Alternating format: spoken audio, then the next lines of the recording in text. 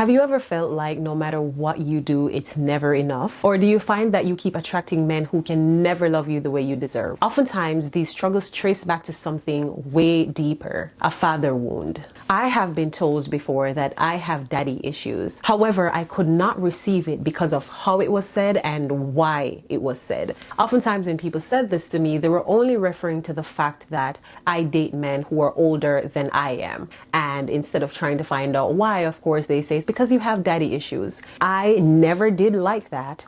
However, I started to think, what does daddy issues really look like? There had to be more. And what I found out blew my mind.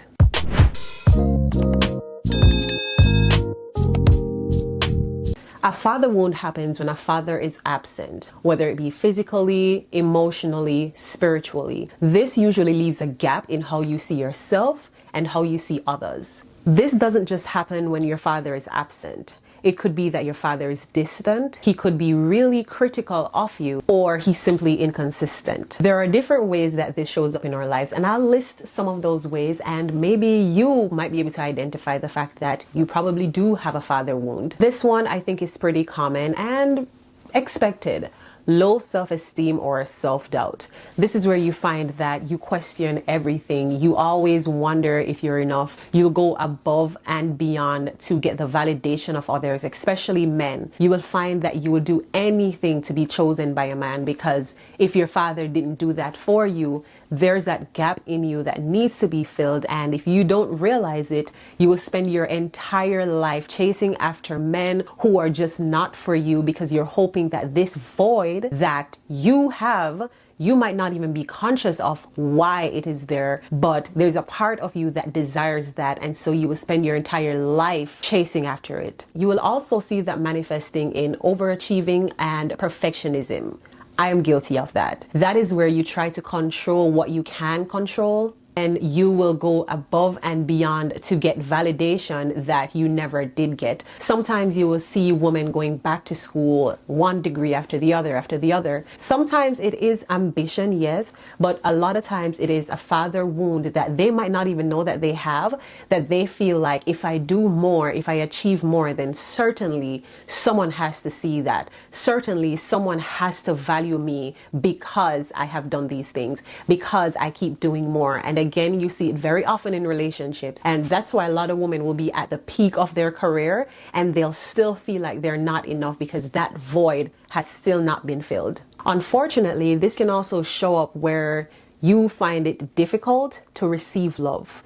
You find it hard to allow people to love on you, to care for you, to be there for you. Another common way that you will see this in your life is your relationship with men. You will find that over and over, you will choose men who are emotionally unavailable. What you're doing is mirroring your father's absence. So if there was no father in your life and you are unaware that you have that wound, you will continue to attract the same men over and over and over. I'm sure you've heard it many times where women ask, why do I keep attracting the same man in different forms? Daddy was absent, and so you find a man who's emotionally absent.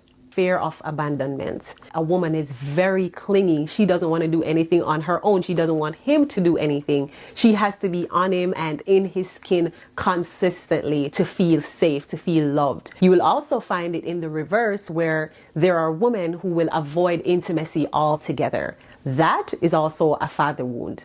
Trust issues. This is where you live on the edge, expecting that this person will betray you, expecting that eventually they will do something. There are so many women who self-sabotage daily because of this father wound, and then they kept attracting emotionally unavailable men. And so sometimes they do meet a very wholesome partner, but they don't know how to receive it. So there's that trust thing living in the back of their heads, living in their hearts, where even when he's doing right by you, you think, it's cool now, but when is he gonna switch up on me? Emotional manifestations. You will notice that in a relationship, you find it hard to express how you feel, whether it is that you're afraid of how the person will view you, or you're afraid of how they will receive what you say. Ooh. A really big one, chronic people pleasing. This obviously explains itself. You will do just about anything to make people happy because that's what makes you feel somewhat sheltered.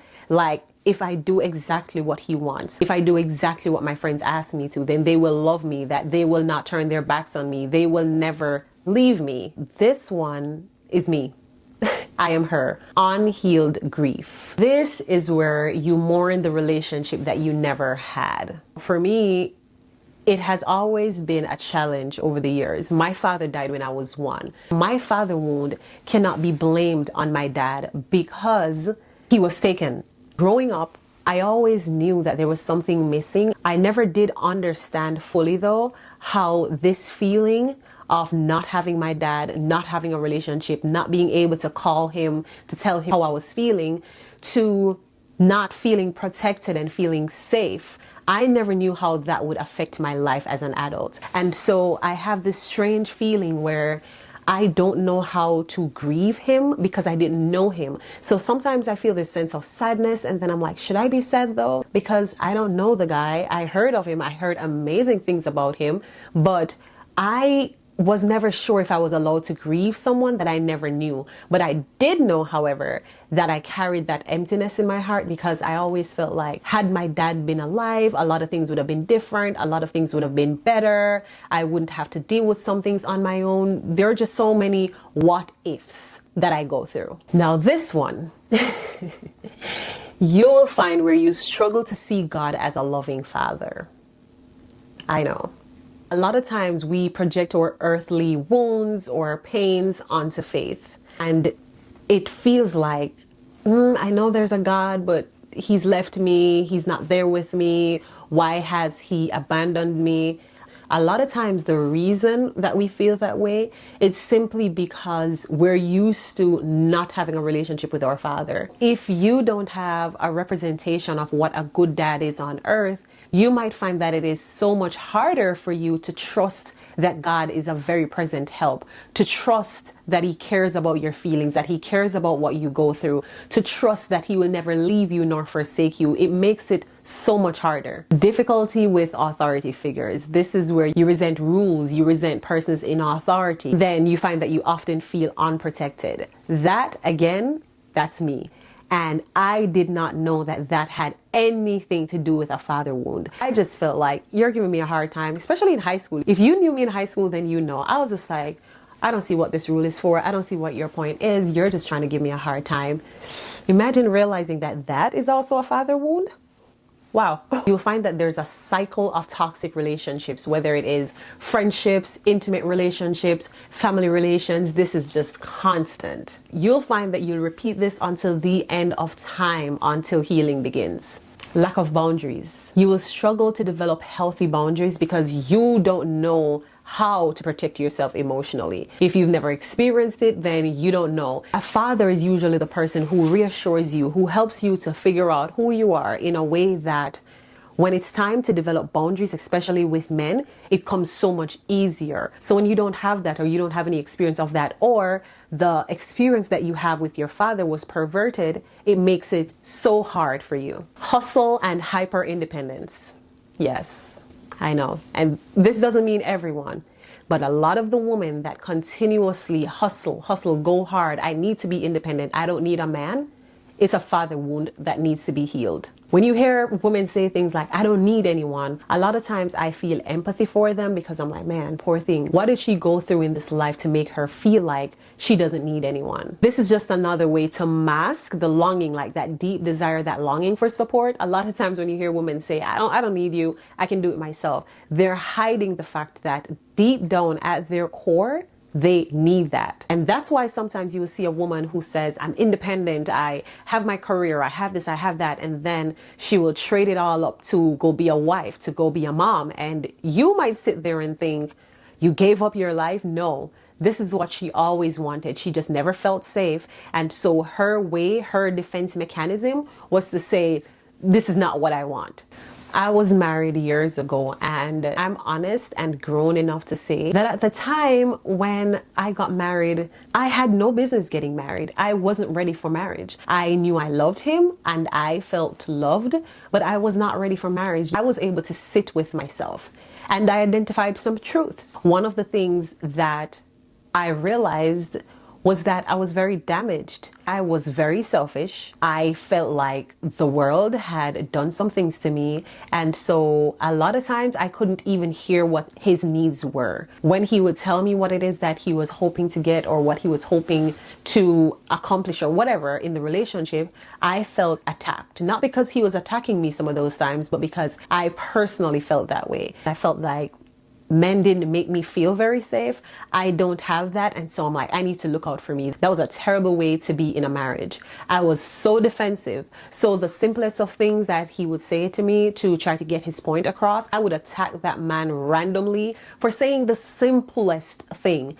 I would be like, okay, now I got to take care of me because I didn't trust him. Even though he didn't give me reasons to not trust him, I felt that way. I had gone through a series of things back to back to back. And so I needed to heal. I can encourage anyone that the person that you get with when you are unhealed, it will be a completely different person that you will attract and that you will be attracted to when you are healed. The way you show up in a relationship is like day and night when you're healed versus unhealed. My story might be different from yours. My dad died. The other man that came into my life after my dad died, he was abusive. If you watched my testimony, part 1 and part 2, I go into detail about the abuse that I suffered from him. I don't know if any of these spoke to you. I want to take this moment to encourage you that the father wound doesn't define you. Healing is very much possible. You are deserving of love, of safety, and wholeness.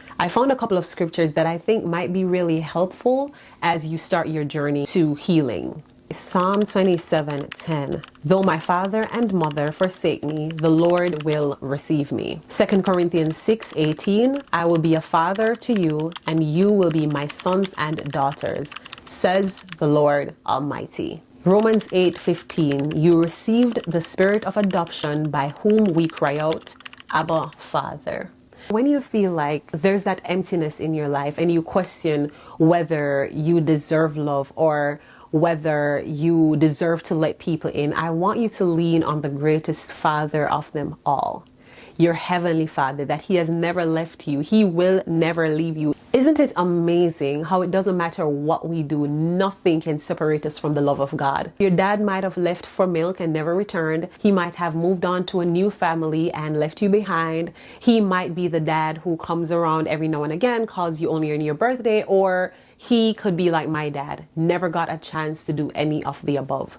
The one dad that you can always depend on is Jesus. If this spoke to you in any way, comment down below and let me know. How does the father wound show up in your life, and what are you doing to change that? What are you doing to start healing? Thank you for joining me. If you are listening in, do not forget to follow me. That is on Spotify, Apple, and Amazon Prime. Follow, leave a 5-star review. I would greatly appreciate it. If you are watching on YouTube, do not forget to subscribe to my channel, share with your friends, help me grow this channel. I look forward to your interactions. That helps me grow, and I look forward to you sharing my content with others that you think it will resonate with. I appreciate you for meeting me in this space.